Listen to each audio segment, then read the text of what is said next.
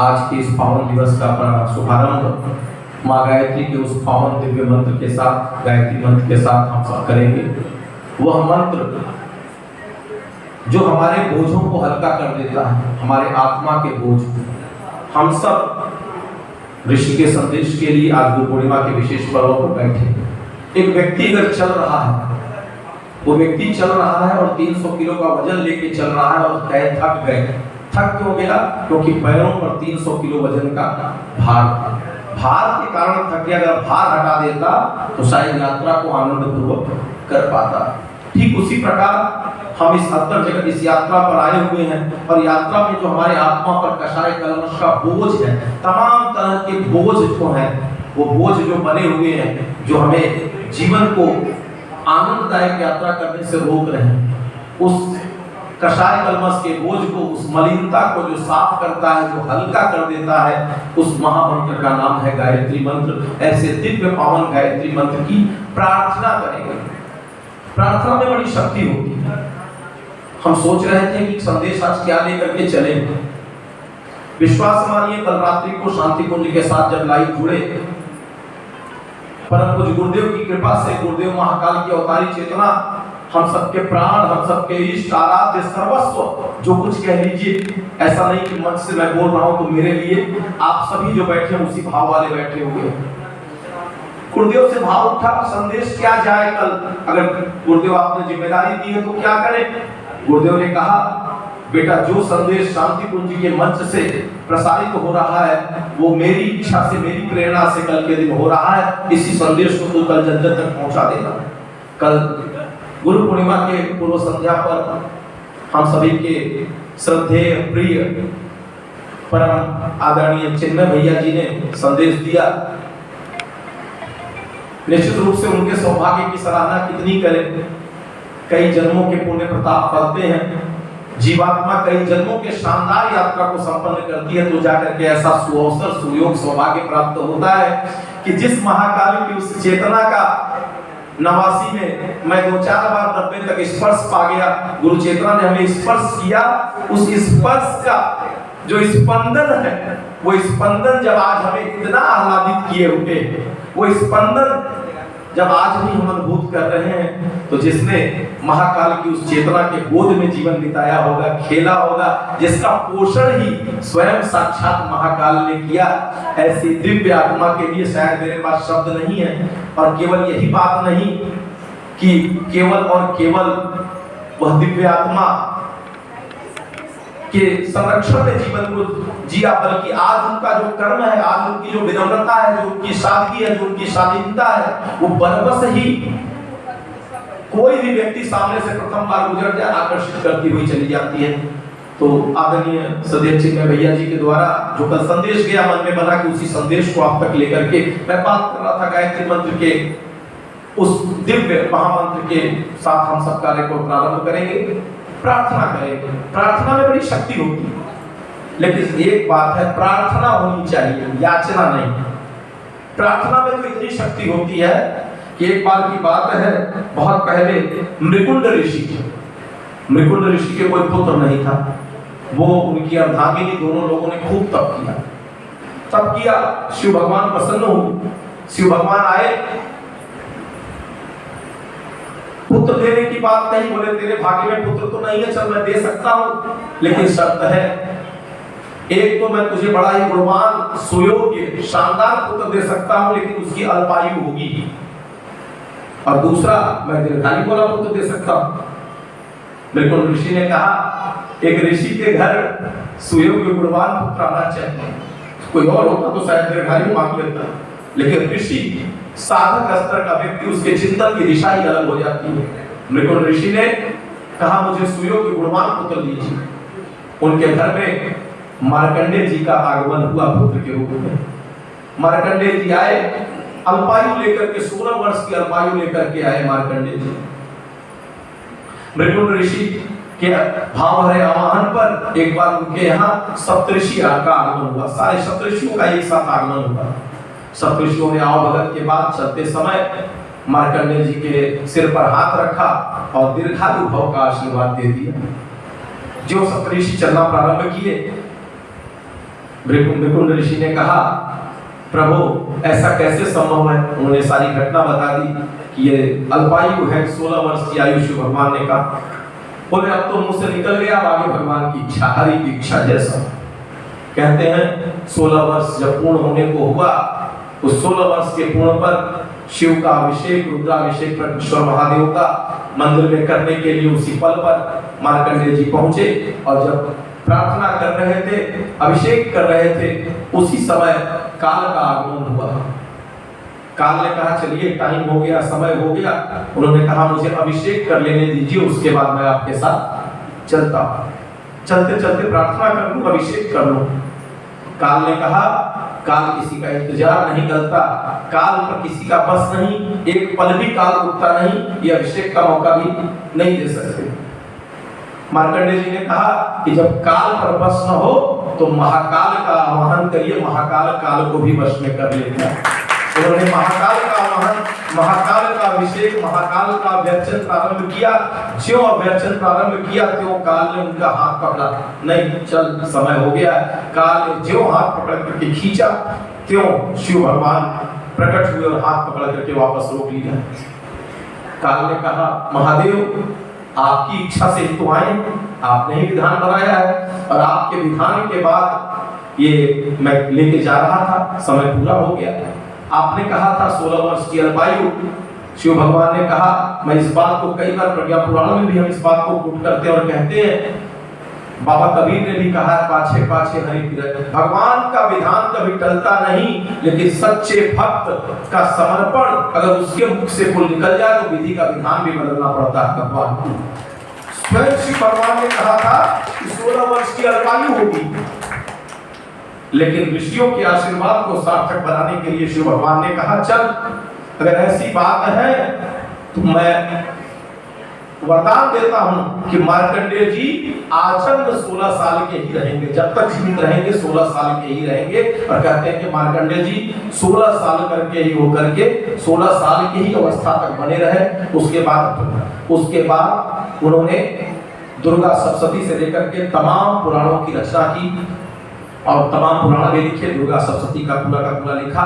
कहने का तात्पर्य सिर्फ इतना सा है कि अगर प्रार्थना की जाए, अगर प्रार्थना की शक्ति से जुड़ा जाए तो विश्वास मानिए कि प्रार्थना में इतनी शक्ति है कि वो विधि के विधान को भी बदलने में समर्थ है। ऐसी महाकाल की अभ्यर्थन प्रार्थना हम सब लोगों ने आज के दिन गुरु पूर्णिमा पर्व पर, आइए महाकाल के इस पूरे काशी नगरी में, इस दिव्य प्रांगण में हम सब जोड़ते हैं। गायत्री महामंत्र के भाव भरे गायन के साथ हम सब आज के इस गुरु संदेश का शुभारंभ करेंगे।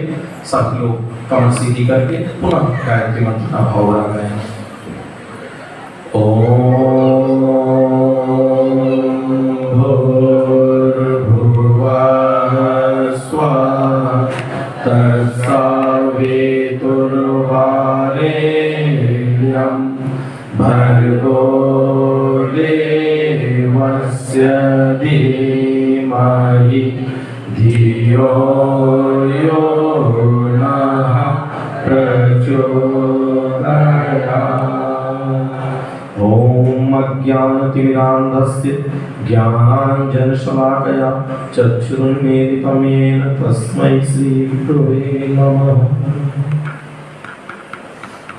आज के इस पावन दिवस पर जो ऋषि संदेश है, जो गुरु का संदेश है, वही संपूर्ण यज्ञ है। अगर इसको पूरी तल्लीनता के साथ हम सभी ने लिया, जैसा मैं कह रहा था कि शांति कुंज की उस दिव्य भूमि से जो प्रकाश कल बिखेरा गया है, जो ध्वनि तरंगे बिखेरी गई हैं, मैं उस भूमि के उस ध्वनि तरंगों को ही एक संदेश वाहक के रूप में यहाँ पहुँचाने का प्रयास कर रहा हूँ। मैं कोई विद्वान नहीं, मुझे कुछ नहीं पता।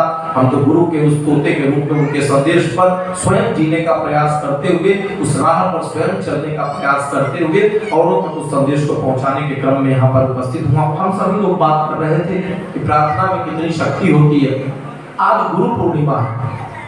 पूर्णिमा का मतलब ही सबको पता है, पूर्णता को लिए हुए, पूर्णता को लिए हुए। ये धरती पूर्ण है, आकाश पूर्ण है, पूरा ब्रह्मांड पूर्ण है। हमारे विज्ञान में एक शब्द आता है क्रमिक विकास। क्रमिक विकास, डार्विन का विकासवाद भी आप पढ़ेंगे तो वहां से जुड़ा हुआ है। आप हमारे अवतार परंपरा को भी देख लीजिए। विकास का क्रम हम सब मत्स्य अवतार से लेकर के इस प्रकार पहले जल में थे, जल से जल और थल दोनों में आ गए, वारा अवतार के रूप में आप देख लें। उसके बाद धीरे धीरे थल पर आए, फिर वामन रूप में छोटे रूप में आए, विराट विकास करते गए। ये हमारा क्रमिक विकास माद रहा है। विज्ञान क्रमिक विकास को बल देता है, उत्तरोत्तर विकास को। लेकिन आध्यात्म के अनुसार क्रमिक विकास में थोड़ी विशेषता है कि क्रमिक विकास पूर्णता को लिए हुए है। एक शब्द आता है धर्मशास्त्र का 40वां श्लोक है सुमेध यजुर्वेद का, जो हम लोग अभी करेंगे आज इसे के बाद। क्या? ओम पूर्णमदः पूर्णमिदं पूर्णात् पूर्णमुदच्यते पूर्णस्य पूर्णमादाय पूर्णमेवावशिष्यते। ये धरती भी पूर्ण, आसमान भी पूर्ण, पूरा ब्रह्मांड पूर्ण है, सब कुछ पूर्ण है। और पूर्ण में से चाहे जितना भी निकाल लिया जाए, मैथमेटिक्स में जो इन्फिनिटी वर्ड आता है, अनंत, मैथमेटिक्स में पढ़ते हैं तो इन्फिनिटी आता है अनंत, उस अनंत में से जितना भी निकाल लिया जाए कितना बचेगा? अनंत ही बचेगा। पूर्ण में से हम जितना भी निकाल लें वो पूर्णता को ही हम प्राप्त करते हुए चले जाएंगे। और आध्यात्म में इसी पूर्णता को लेकर के हमारे विकासवाद में आप देखें, वैज्ञानिक विकासवाद में, तो हमारे आज का जो पिछली पीढ़ी है उस जनरेशन से नई पीढ़ी तकनीकी के हिसाब से आने वाले बच्चे तो तकनीकी के हिसाब से इतने विकसित हैं कि वो 5 साल 7 साल के हो रहे हैं तो मोबाइल ऐसे ऑपरेट कर रहे हैं जितना अच्छा हम ऑपरेट नहीं कर पा रहे हैं, बड़े लोग नहीं कर पा रहे हैं। वो 8 साल पर वेबसाइट बनाने लग रहे हैं, तमाम अपना पूरा का पूरा एक्सपर्ट ट्विटर पर कहां अकाउंट खोल ले रहे हैं और पूरी गतिविधियां दिखा रहे हैं, कर रहे हैं। तो तकनीकी रूप से आप देखें तो विकास का क्रम मानवता को उन्नत बनाने के लिए लगातार हर अगली पीढ़ी पिछली पीढ़ी से बेहतर, पिछली पीढ़ी से बेहतर, पिछली पीढ़ी से बेहतर। शांतिकुंज के मन से भी बात कही जाती है कि हम जब बच्चे थे उससे आज का बच्चा बहुत आगे निकल रहा। हमें चाहिए कि हम उस बच्चे के साथ अपनी कृति को तालमेल बिठाएं। तो मैं बात कर रहा था क्रमिक विकासवाद। ये विज्ञान का क्रमिक विकासवाद है, लेकिन आध्यात्म में पूर्णता को लिए हुए एक अतृप्ति जिसकी खोज कर रहा है व्यक्ति। यह विकासवाद घटित हो रहा है तो हो कहां रहा? हमारे आपके अंदर घटित हो रहा है। ये विकास की प्रक्रिया जो है, ये अंदर क्रमिक विकास की प्रक्रिया घटित हो रही है कि मनुष्य अगर गिरने पर आ जाए तो पशु से बदतर बनता हुआ चला जा रहा है, हैवान बनता हुआ चला जा रहा है, शैतान बनता हुआ चला जा रहा है। लेकिन मनुष्य अगर विकसित हो, अगर उठने पर आए तो मानव से महामानव, महामानव से देव मानव, देव मानव से भगवान बनता हुआ चला जाता है। ऐसा गुरुदेव लिखते हैं वाङ्मय नंबर 1। मनुष्य के पास मानव से मानव बनने की क्षमता है, मनुष्य के पास बुद्धू से बुद्ध बनने की क्षमता है। ये विकासवाद का क्रम है। और इस विकासवाद के क्रम में आप देखें तो हर व्यक्ति कुछ न कुछ तलाश रहा है। बहुत ध्यान से देखिए, तो हर व्यक्ति कुछ न कुछ पाना चाह रहा है। आप बहुत ध्यान से देखिए, हर व्यक्ति की चाहत है कुछ न कुछ पाने की, फिर पाने के बाद अतृप्त है। बहुत ध्यान से मैं इस सूत्र को लिख रहा हूं क्योंकि आज पूर्णता के लिए जो शांतिकुंज से 4 सूत्र दिए गए हैं, इन 4 सूत्रों को आज इस गुरु पूर्णिमा पर्व पर लेकर के जाना है। पहला सूत्र क्या है? अपने को जाने, अपने को पहचाने। अपने को पहचानने की बात हो रही है कि मनुष्य कहीं ना कहीं गुरुदेव कहते हैं, लिखते हैं, मनुष्य भटका हुआ देवता है, देवता लेकिन भटका हुआ देवता है। अपने को पहचानना है। आप देखिए हर व्यक्ति का तृप्त सा कुछ न कुछ खोज रहा है और जितना पा रहा है उसके बाद और तृप्त हो रहा है, तृप्त हो ही नहीं पा रहा। ऐसा क्या है? सिकंदर की कहानी आपने सुनी होगी। सिकंदर जब मृत्यु के निकट पहुंचा तो और बेचैन और अतृप्त और बौखलाहट, समझ में नहीं आ रहा था। सिकंदर ने कहा मेरा दोनों हाथ बाहर निकाल दीजिएगा कि लोग जाने कि जब आता है तो मुट्ठी बंद किए बच्चा आता है, जाता है तो खाली हाथ। ऐसा ये जो यात्रा है पूर्णता की ओर पहुंचने की, ये पूर्णता की ओर पहुंचने की यात्रा पूरी कैसे होगी? कैसे शुरुआत कैसे होगी पूर्णता की ओर पहुंचने की यात्रा? शिव सूत्र में एक बड़ी प्यारी सी कहानी आती है। माता पार्वती शिव जी से पूछती हैं कि हर व्यक्ति जो कुछ पाना चाह रहा है वो बेचैन है, परेशान है, अतृप्त है, वो कोशिश कर रहा फिर भी अतृप्त है, ऐसा क्यों? शिव भगवान ने बड़ा प्यारा उत्तर दिया। वो उत्तर हमारे आपके बड़े काम का है, बहुत ही सुंदर उत्तर दिया है। क्या उत्तर दिया शिव भगवान ने? माता पार्वती से कहते हैं कि मैंने आत्मा को 2 भागों में कर रखा है। एक भाग मेरे पास है और दूसरा भाग अपने जन्म लेने के लिए धरती पर छोड़ दिया है। आधा आधा हिस्सा नीचे है और आधा हिस्सा ऊपर है। और मनुष्य क्या कर रहा है? अधूरे में पूरे की तलाश कर रहा है। हम भी अधूरे, वो भी अधूरे, वो अधूरे से अधूरे की तलाश को पूरा करने का प्रयास कर रहा है। अधूरे, सारे के सारे अधूरे हैं। और अधूरा व्यक्ति पूर्णता में कब पाएगा? जब दोनों का मिलन होगा। जो आधा है और आधा है जब मिल जाएगा, अगर सेब आधा कटा है आधा कटा है, तो दोनों से मिलेगा तो पूर्ण हो जाएगा। हम अधूरे में पूर्णता की तलाश कर रहे हैं। कोई धन में पूर्णता की तलाश कर रहा है, कोई पद में पूर्णता की तलाश कर रहा है, कोई अहंकार की पुष्टि में पूर्णता की, तमाम जगह पूर्णता की तलाश कर रहा है, कोई लोगों में पूर्णता की तलाश कर रहा है। ये हमको पूर्ण कर देंगे, वो खुद ही अधूरा। अधूरे में से चाहे पूरा भी ले लीजिए, रहेगा तो अधूरा ही ना। अब पूरे में से चाहे कितना भी ले लीजिए, वो एक दाना भी लीजिए, रहेगा पूर्ण ही। पूर्ण में से जितना भी निकालिए वो पूर्ण होगा, और अपूर्ण का पूर्ण, पूरा का पूरा ले लीजिए तो भी अपूर्ण होगा। हम अपूर्ण में पूर्ण की तलाश कर रहे हैं, भटक रहे हैं। शिव भगवान कह रहे हैं कि पूर्णता चाहिए, जो पूर्णता की यात्रा, तो इस आत्मा को उस वहां पर जो आधा है उस भगवान के साथ जुड़ना होगा। जब हमारा वहां पर जुड़ाव होता हुआ चला जाएगा तो विश्वास कीजिए, जो जुड़ाव होता हुआ चला जाएगा, हम तृप्ति को प्राप्त करते हुए, संतोष को प्राप्त करते हुए, आनंद को प्राप्त करते हुए चले जाएंगे। नहीं तो जितना भवसागर में हम पाने की कोशिश में लग रहे हैं, जितना पा रहे हैं उतना ही और विक्षिप्त और अतृप्त और पागल बनते हुए चले जा रहे हैं। कुंभ की वो कहानी याद आती है कि कुंभ की कहानी में एक बच्चा अपने माँ से बिछड़ गया, माँ की उंगली छूट गई और बिछड़ गया। तो बिछड़ने के बाद वो चारों ओर माँ की तलाश कर रहा है, जिसकी भी उंगली पकड़ा जाती पकड़ता, और फिर देखता नहीं है मेरी माँ नहीं है, फिर भटकता, फिर उंगली पकड़ाती, फिर देखता नहीं है मेरी माँ नहीं है। आज हमारा आपका हाल वही हो गया है। कहीं न कहीं उस माँ की, उस गुरु की उंगली अगर छूट गई है, कहीं न कहीं हम उनको यहाँ आकर के निकल करके आए और भूल गए, तो कितना भी भटक ले, कितनी भी उंगलियां पकड़ ले, जब तक पुनः उस माँ की उंगली हाथ में नहीं आएगी तब तक तृप्ति मिलने वाली नहीं है। गुरुदेव जीवन की एक बड़ी शानदार कहानी सुनाते हैं, और ये कहानी पूरे जीवन की यात्रा को पूरा करती है अपने को जानने के लिए। बड़ी प्यारी कहानी है। परम श्रद्धेय चिन्मय भैया ने इस कहानी के साथ ही इस विषय को प्रारंभ किया था।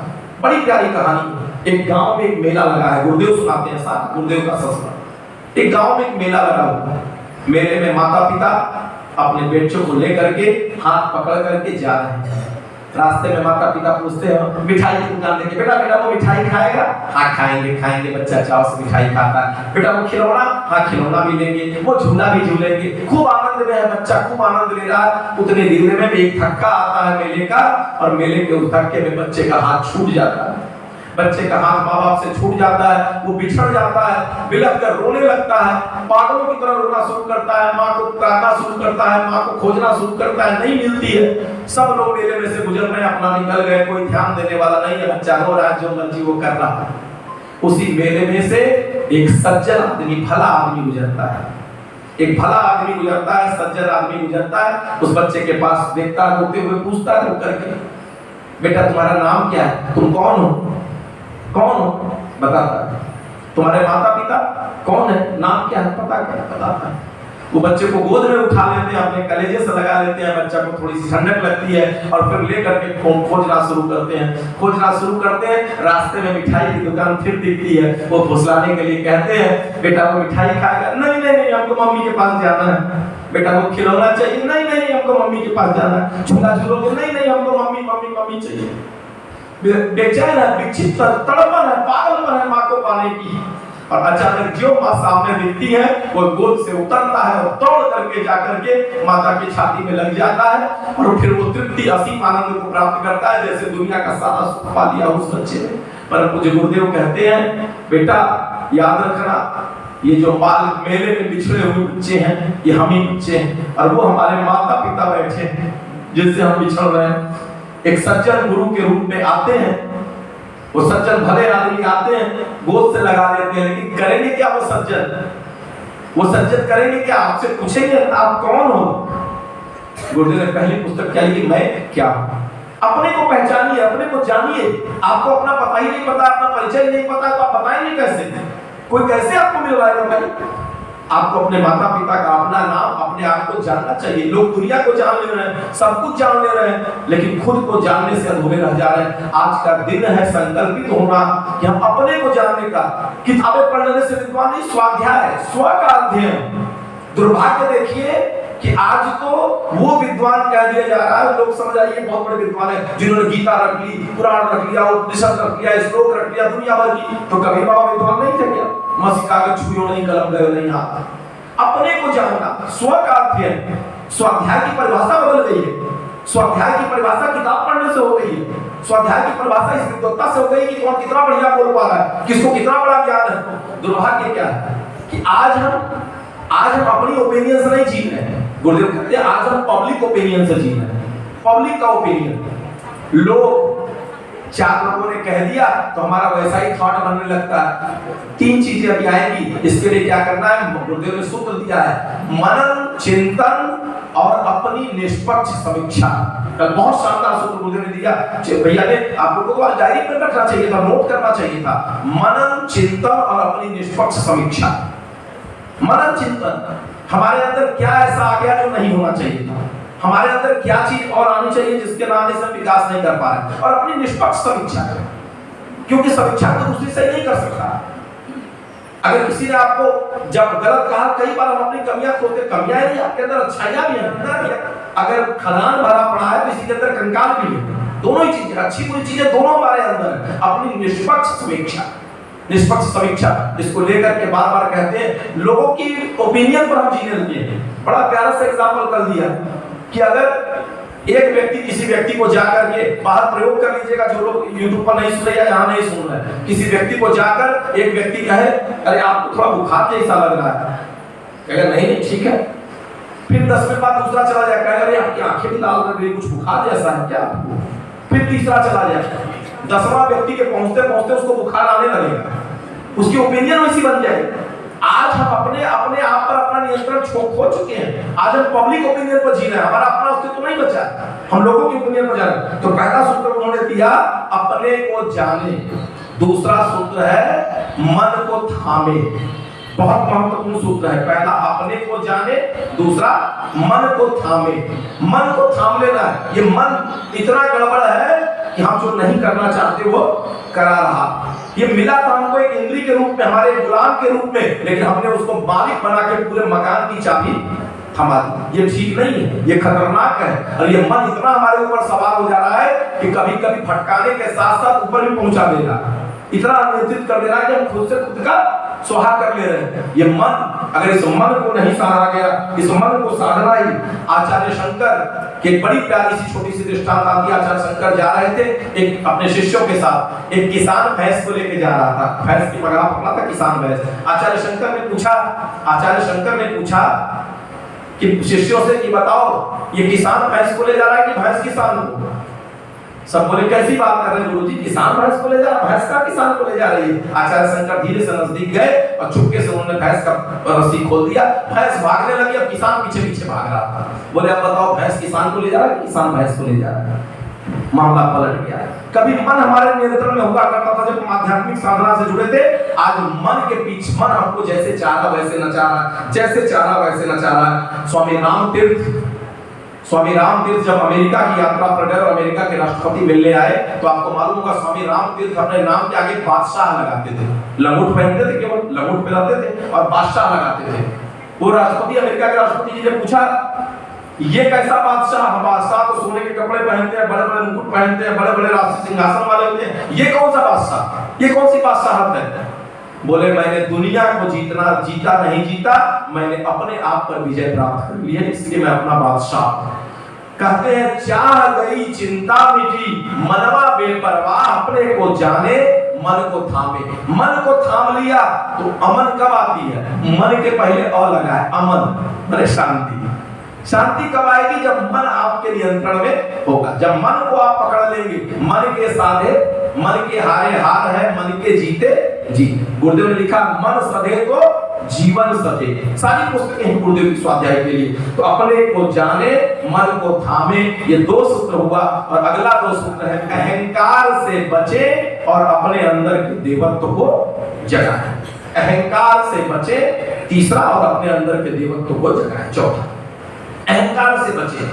ये सबसे खतरनाक चीज है। साधना भी अगर करनी है तो गुरुदेव कहते हैं कि अहंकार को पहले किनारे कर दीजिए, नहीं तो अगर अहंकार है तो साधना में भी आप प्रतिस्पर्धा शुरू कर देंगे। अभी आप चंद्रायण की होने जा रही है, कल उदाहरण में चंद्रायण का नाम भी लिया कि अब चंद्रायण करने चलेंगे तो कहेंगे फलाने ने एक किया तो हम दो करेंगे।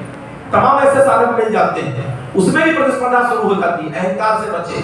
अगर अहंकार से नहीं बचे, तमाम ऐसे अहंकार आ जाते हैं, धन का अहंकार, पद का अहंकार, ये इतना खतरनाक है कि व्यक्ति के जीवन को साधना के लिए उम्र नहीं, कई बार लोग गड़बड़ी से कह देते हैं कि अरे 50 साल 55 साल 60 साल का कोई हो गया तो वो निर्मल हो जाएगा, बढ़िया हो जाएगा, उसकी साधना अच्छी हो जाएगी। नहीं, साधना करने से निर्मलता आती है, साधना उम्र से नहीं आती, बल्कि 50 साल 55 साल 60 साल पर व्यक्ति अगर अपने को मांझा नहीं है शुरू से तो ज्यादा मलिन होगा, ज्यादा गंदा हो जाएगा और ज्यादा महत्वपूर्ण साधना करनी पड़ेगी। मलिनता को मांझने के लिए अहंकार से बचे, और अहंकार हर तरह का होता है। तो साधना के लिए हम कह रहे हैं अगर 10 साल का बालक है, बल्कि गुरुदेव ने तो एक शब्द कहा है, आप तक पहुंचा रहे हैं। गुरुदेव ने कहा था बेटा अगर सतयुग धरती पर आएगा तो सबसे पहले नीचे से आएगा, नीचे से बच्चों से, क्योंकि बच्चे सबसे ज्यादा पवित्र और निर्मल हैं। बच्चे युवा जो जितना इस भवसागर में घूम रहा है वो उतना ही कलुषित होता चला जा रहा है। अगर मांझा है संभाल के तो ठीक है, अगर किसी ने मांझ लिया तो 5 साल 12 साल का दुर्प्रलाप की तरह सड़ गया। अगर किसी ने मांझ लिया तो 39 साल पर विवेकानंद बन गया, उसको तो 50 साल का जीवन भी नहीं मिला। तो क्या 50 साल 55 साल का जिसको जीवन नहीं मिला, क्या वो अपने को तैयार नहीं कर पाया, उस दौर तक नहीं ले जा पाया? महत्वपूर्ण उम्र नहीं है, महत्वपूर्ण है कि आपने प्रयास कितना किया है। किसी की उम्र 80 साल की है, लेकिन कोई 20 साल का युवा 25-30 साल का युवा तैयार होकर के आईएएस बन के डीएम बन के आता है तो सबको चलाता है नहीं चलाता। महत्वपूर्ण उसने साधना की कितनी, और साधना में सबसे बड़ी बात है अहंकार। दोनों चीज का अहंकार, धन का अहंकार, पद का अहंकार। मुझे दृष्टांत याद आता है एक शक्तिपीठ का, जहां एक बहुत बड़े पैसे वाले सेठ जी थे। उन्होंने बंदरी माता जी से, सही घटना कह रहे हैं आपसे, कहानी नहीं बता रही, बंदरी माता जी के पास जाकर के बोले अरे माता जी ये छोटे मोटे लोग सब बेकार है, सब शक्तिपीठ से हटाइए इनको, छोटे मोटे लोगों को, मेरे पास बहुत है, मैं संभाल लूंगा सारा का सारा शक्तिपीठ के। बंदरी माता जी ने बड़े प्यार से मुस्कुराते हुए कहा बेटे तू तो अपना धंधा देख, अपना पैसा देख, कम पड़े तो बता देना, गुरुजी से कह देंगे तुझे और मिल जाए। हमें तो वो बच्चे चाहिए जो गुरुदेव का झोला उठा के, गुरुदेव का झंडा उठा के घर घर गली गली जा सके और गुरुदेव को पहुंचा सके, स्वयं वैसा जीवन जीते हुए लोगों के सामने प्रेरणा का स्रोत बन सके। गुरुदेव ने ऐसी मांग की, संवैधानिक युग धन को तो गुरुदेव ने द्वितीय नंबर पर रखा। दुर्भाग्य है कि हम धन को प्रथम नंबर पर सम्मान दे देते हैं। धन द्वितीय सम्मान में है, प्रथम सम्मान किसका है? समयदान का। समयदान ही उद्धार नहीं कर पा रहे हैं, दिक्कत है, उतना पूरी तरह से नहीं कर पा रहे तो ठीक है, तो उसके माध्यम से धन का ज्यादा अर्जन कर रहे हैं, क्या कर, लेकिन ये द्वितीय दान, ये सेकेंडरी, प्राइमरी तो समयदान ही है। अहंकार से बचे, पद, धन का अहंकार, पद का अहंकार। कई बार हम फलाने हैं, हम फलाने हैं, हम ये हैं, हम ये हैं, आध्यात्म में भी पदों की होड़ लग गई। ये पद का अहंकार, धन का अहंकार। तो गुरुदेव कहते हैं, बार बार कहते हैं, पहला अपने को जानो, दूसरा मन को थामो, तीसरा अहंकार से बचो। दोनों दोस्त एक नगर से गुजरे, उस राज्य में एक दोस्त ने दाम पूछा, इसका दाम कितना है सब्जी का? बोला इतना, इसका दाम इतना, सबका दाम एक बराबर, खाजा का भी बराबर, सब्जी का भी बराबर। वो कहावत है, अंधेर नगरी चौपट राजा, टका से माझी टका से खाजा, कुल एक के भाव। दूसरे दोस्त ने कहा मामला ठीक नहीं है, सब एक भाव है, गड़बड़ है, सोच लो। बोला चुप, इतना बढ़िया राज्य, हम तो यही रहेंगे, सब सस्ते में मिल रहा है, बढ़िया से हीरा जवाहरात से लेके सब सस्ता, यही खाएंगे रहेंगे। दूसरा दोस्त को कहा तुम खाना जाओ, हम तो यही रहेंगे। दूसरा चला गया। बहुत ध्यान से सुनिएगा, कहानी छोटी है लेकिन संदेश कितना बड़ा है। ध्यान से चला गया वहां पर। दूसरा वाला दोस्त वहां रुक गया, खूब खाया पिया, खूब हट्टा कट्टा, खूब मोटा हो गया।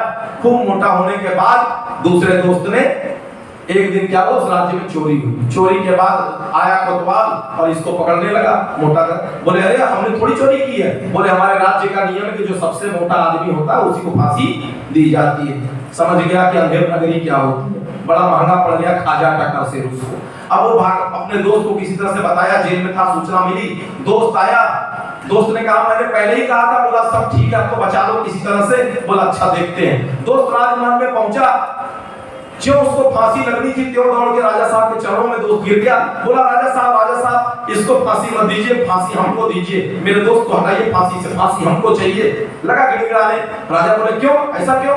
बोला नहीं राजा साहब, हम ज्योतिषी के यहाँ से आ रहे हैं और ये मुहूर्त इतना शुभ मुहूर्त है कि इस मुहूर्त में जो फांसी चढ़ेगा वो सीधे बैकुंठ लोक जाएगा, तो इसकी फांसी हम चढ़ेंगे, इसको मत दीजिए फांसी, हमको बैकुंठ लोक जाना है। राजा ने कहा चुप, बैकुंठ लोक जाने का सबसे पहला अधिकारी राजा है, राजा को सबसे पहला अधिकार है, इसलिए हम फांसी चढ़ेंगे। तुम कैसे चढ़ोगे, हमसे पहले बैकुंठ लोक जाओगे। तो जबरदस्ती आदेश दिया राजा और फिर उसको फांसी चढ़ा दिया गया।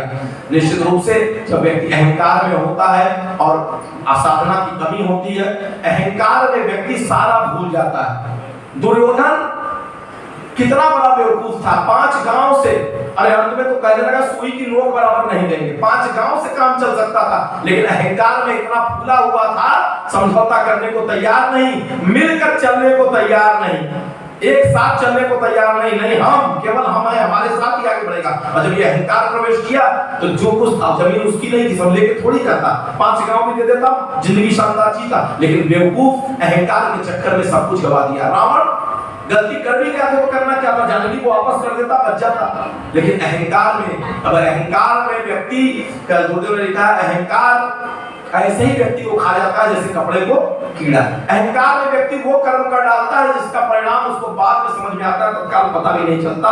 तो तमाम ऐसे उदाहरण मिले हैं इस कहानी को, और अंत में गुरुदेव कहते हैं वहां पर कि अहंकार से बचें और क्या करें, चौथा अपने अंदर के देवत्व को जगाएं, कर्म फल को करने दीजिए। कई बार कर्म फल होता है। एक राजा थे, बड़े धर्मनिष्ठ राजा थे, ये आज की आखिरी कहानी है जहां पर विराम दे रहे हैं, क्योंकि ये कर्म फल को लेकर के पूर्णता तक पहुंचने की यात्रा है ये। एक राजा थे, बड़े धर्मनिष्ठ थे, सुबह सुबह उनके पास भागे भागे उनके कुल पुरोहित पहुंचे, बोले रात को स्वप्न दिखा है और अब मैं आपको बता दे रहा हूँ, समय ज्यादा नहीं है, रात के 12 बजे वो सांप आपको आएगा और काट लेगा, आपको डस लेगा, और वो सांप सामने वाले पेड़ की कोटल में रहता है, कोटल में, जो करना है कर लीजिए। राजा ने पूछा ये मेरा कर्म है या उसका दुश्मनी है? बोले नहीं, तेरा कर्म है, 50 जन्म पहले तुमने उसके साथ गलत किया था, वो कर्म आज डसने तुझे आ रहा है। बता दिया राजा को। राजा चाहता तो कोटल में भेज करके मरवा देता उस सांप को, कर्म और गंदा कर्म कर लेता। राजा ने क्या किया, उस कोटर से लेकर के अपने कमरे तक पूरे पेड़ के नीचे रेड कारपेट कालीन बिछवा दिया, सुगंधित वातावरण बना दिया, ऐसा माहौल जो सांप को पसंद है। और क्या किया, दूध रखवा दिया, मखाना, जो कुछ उसको पसंद है सांप को, सारा रास्ते भर रखवा दिया और अपने साधना कक्ष में बैठ गए। रात 12 बजे सर्प निकला, निकलते ही वाह इतनी सुंदर हवा, इतना सुंदर सुगंधित वातावरण, और जहां गुजरता खाने पीने की सब प्रिय वस्तु, बड़ी सेवा और भगत से पहुंचा। जब वहां पहुंचा तो राजा हाथ जोड़ करके साधना पर बैठे थे, उन्होंने सबको देखकर बोला आइए, मैंने जो कर्म किया था मुझे मेरे कर्म का फल दीजिए, मेरा कर्म मेरा प्रारब्ध। उस राजा की गोद में लेट गया और वापस जाने लगा, और जाते जाते बड़ी महत्वपूर्ण बात करके गया कि राजन, मैं जिसे कर्म फल देने आया था वो राजा तो 50 जन्म पहले मर गया, आज तो ये नया राजा है, मैं इसको कैसे कर्म का फल दूं? जब व्यक्ति कर्म फल को स्वीकार कर लेता है तो कर्म भी अपना रास्ता बदल देता है। एक नहीं 1000 उदाहरण है। इसी काशी में कौन नहीं जानता उस साक्षात संत को, लाड़ी जी महाराज। लाड़ी जी महाराज का नाम काफी है। अपने शिष्यों के साथ जा रहे थे, रास्ते में शिष्य को अचानक बोले फाड़ कपड़ा फाड़। फिर शिष्य नहीं समझा, बोले फाड़ जल्दी फाड़ कपड़ा। शिष्य घबरा के धोती फाड़ दिया। धोती फाड़ करके जो फाड़ के हाथ में लिया तो अचानक एक पत्थर आया और उनके सर पर लगा लाड़ी जी के महाराज के। बोले कि हाँ। शिष्य आगे बढ़ा, बोला कि आपको पता था वो रास्ता बदल दिए होते, आपको तो पहले ही पता था कि पत्थर आएगा, लगेगा तो रास्ता बदल देते, कपड़ा फड़वा के पहले से रखवाए। बोले अगर आज मैं कर्म फल से बच जाता, छोटे से पत्थर से बच जाता, तो ये कर्म फल मेरा पीछा न छोड़ता, कल चट्टान बन करके मुझे मिलता और तबाह कर देता।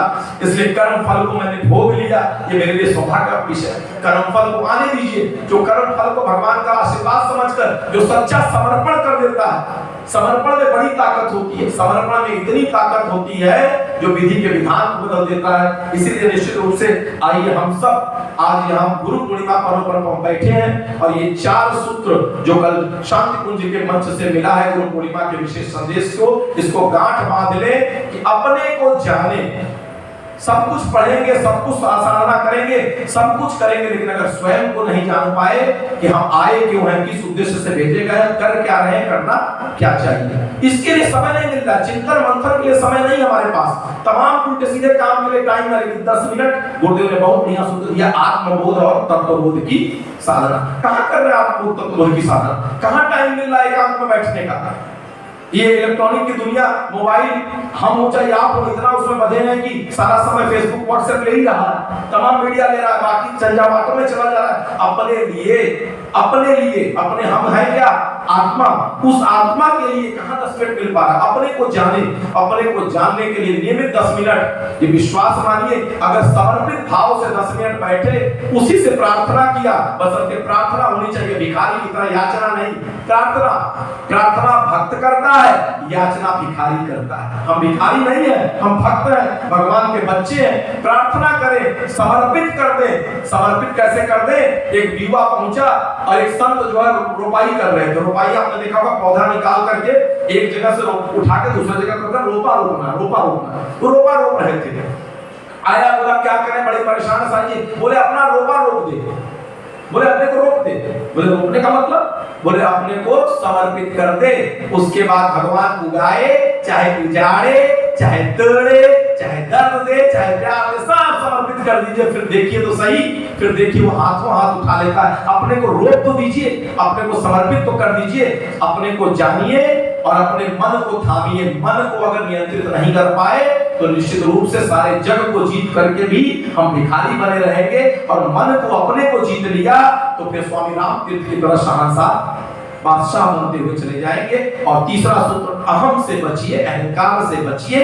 और चौथा, अपने अंदर के देवत्व को जगाइए। निश्चित रूप से अगर ऐसा कर पाए तो गुरु पूर्णिमा पर हम सब भी पूर्णता की ओर अग्रसर होते हुए चले जाएंगे। बोले परम पूज्य गुरुदेव की, वंदनीय माता जी की।